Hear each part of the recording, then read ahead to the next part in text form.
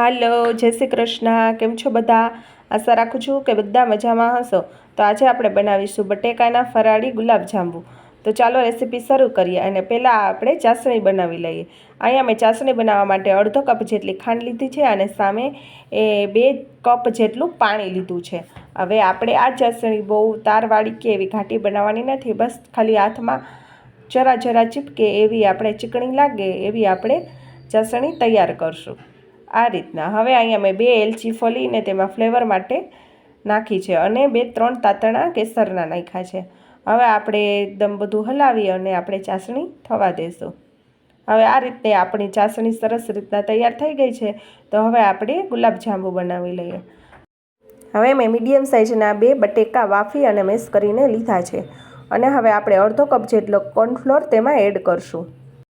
હવે આપણે જેટલો કોર્નફ્લોર લીધો છે એટલો જ આપણે એનાથી અડધો મિલ્ક પાવડર એમાં એડ કરશું. આ રીતના. હવે આપણે ચપટી જેટલો જે ખાવાનો સોડા આવે છે ભજીયામાં આપણે વાપરીએ છીએ એટલો આપણે એમાં એડ કરશું. અને બધું બરાબર મિક્સ કરી અને એક ડો જેવું તૈયાર કરી લઈશું. આ રીતનું આપણે એકદમ મિક્સ કરતા જશું અને આમાં પાણી કે દૂધ નાખવાની કાંઈ જરૂર નથી. એકદમ સરસ મેશ કરતા જશું એટલે આવો સરસ ડો તૈયાર થઈ જશે. હવે આપણે આમાંથી નાની નાની સરસ ગુલાબજાંબુની ગોળીઓ તૈયાર કરી લઈએ. આ રીતની ગોળીઓ તૈયાર થઈ જાય એટલે આપણે મીડિયમ ટુ હાઈ ફ્લેમ ઉપર બધી ગોળીઓને સારી રીતના તળી લેશું. આ રીતની આપણે બધી ગોળીઓ તળી લેશું.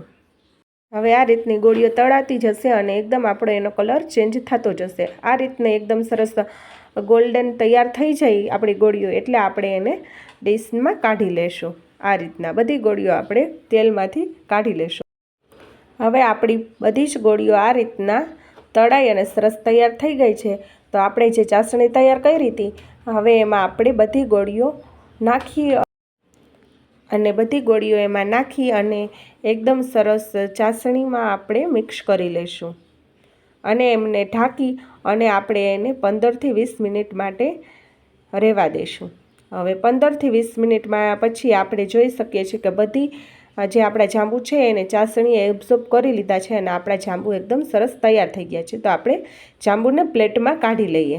આ રીતના આપણે પ્લેટમાં જાંબુને બધા સર્વ કરી લઈશું. અને હવે ઉપરથી આપણે પિસ્તાથી ગાર્નિશ કરી લઈશું. આ રીતના. તો તૈયાર છે આપણા બટેકાના ફરાળી ગુલાબજાંબુ. તો તમે પણ એકવાર જરૂરથી ટ્રાય કરજો. એકદમ સરસ પોચા અને સ્પોન્ચી બનશે.